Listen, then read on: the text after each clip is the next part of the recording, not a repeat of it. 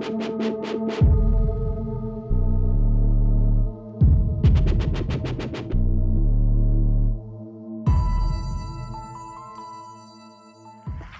pyramid itself is like the core of it is limestone, and the focal chamber in it was made from a very special stone, yellow transparent quartzite.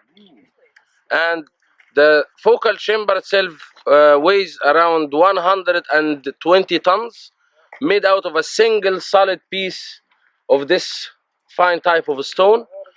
And also there is a extraordinary tunnel system inside this pyramid, including what they call secret sliding doors. That when they entered this one, it was accessible.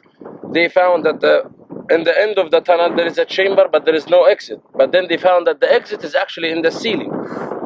And then they went through the ceiling to another tunnel, to another chamber that also had another sliding door in the ceiling, until they reached the focal chamber.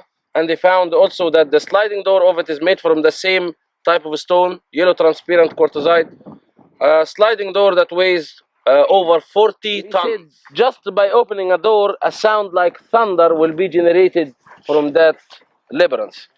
And then if we understand the abilities of sound, then we will know what kind of force helped these sliding doors that weighs 40 tons and more to be able to slide, because with vibration it can easily be moved. So we might not look at the mud brick here as a cheaper material or something, or easier way, because that focal chamber is, I don't know actually where you can find yellow transparent quartzite with that size and single solid piece, and then you're going to house it and then cover it with mud. Then you're not really showing that the bigger chamber inside. This site is called Hawara, and it's from the Middle Kingdom of Egypt. And as you can see, tomb robbing, major league. But theoretically, there is a labyrinth underneath my feet of 3,000 rooms, supposedly originally lined in granite, but much of it has been quarried during the Roman times for the material itself, which was recycled and made into other buildings. This pyramid was originally cased in limestone. So as you can see, it's actually made of mud brick. There was limestone on the outside, and the very core of it is this incredibly megalithic chamber, which is no longer accessible because it's actually filled with water as the result of probably the building of the High Aswan Dam to the south. And like all pyramids in Egypt, the entrance is on the north side. And there it is, solid megalithic. So this is the only thing I can find. Yeah. So as we go down inside, you can hear the acoustic properties of the fact that this is super tightly fit limestone.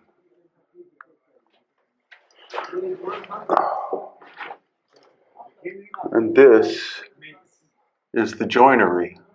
It's encrusted with salts now, and it's actually oozing out like this, but originally these multi-ton blocks were so tight, like many other places we've seen, that you can't fit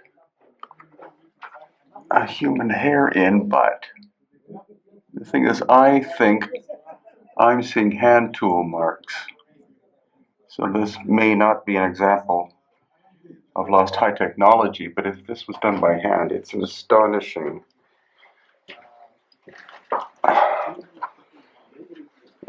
damage. So different than at Giza, again, the core of this pyramid is limestone. We can't go farther because it's full of water, literally full of water. But then on the exterior,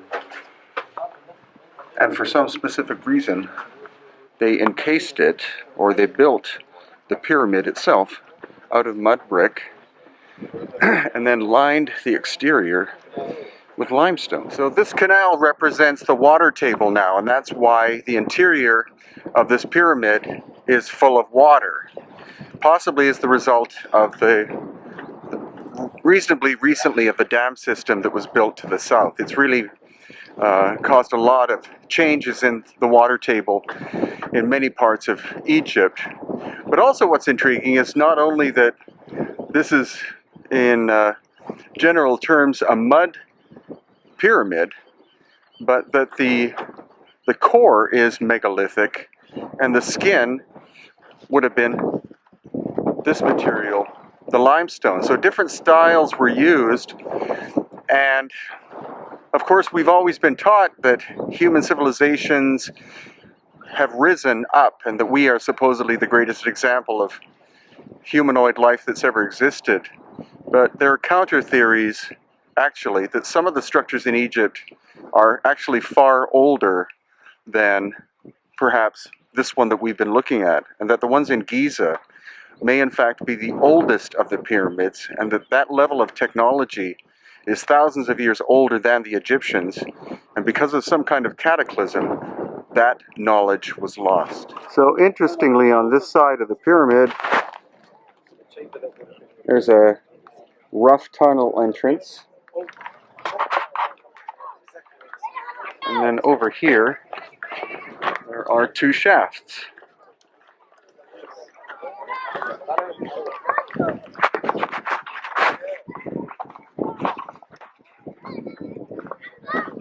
Actually, there are four vertical shafts. That one, this is the biggest one here.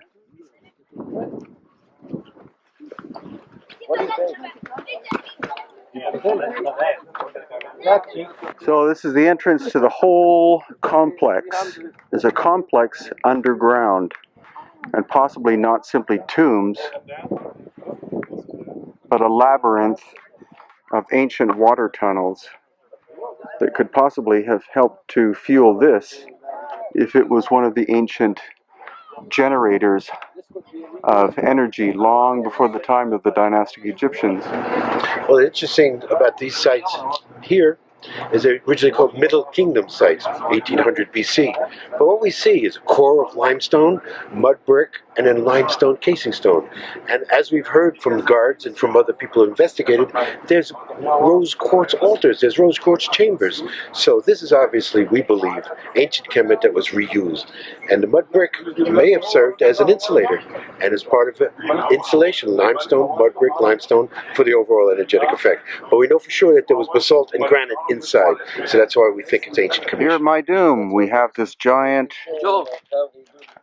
gray granite box, and it has a tone.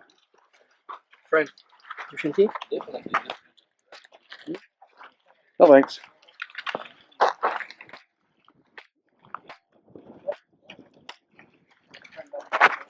What tone is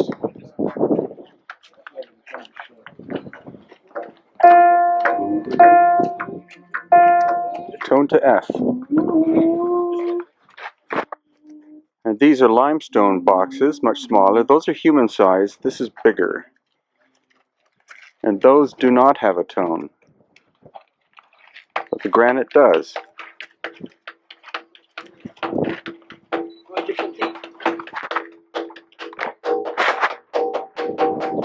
So we are at the Pyramid of Meidum. And it's the lower section that has the classic pyramidal shape. And we get to go inside, down this descending passage, and see what's at the bottom. So this is about halfway down the shaft. Looking up. And there we are, looking down. So now about 3/4 of the way down, here in the pyramid in Meidum, sorry.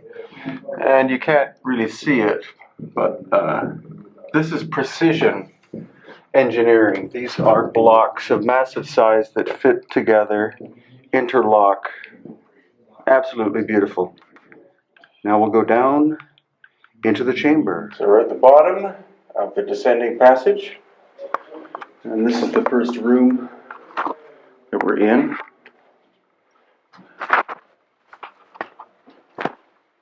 Tall enough to stand in. Let's see the tightness of the fit of the stonework. And then through these small semi-rooms, that's where we came down.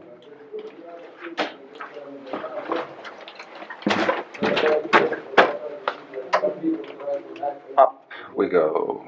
If you've seen some of my other videos, you'd notice that the chambers in the pyramids tend to be really pristine, really beautiful. This looks like something blew up inside. It's just so heavily damaged. Was it quarried?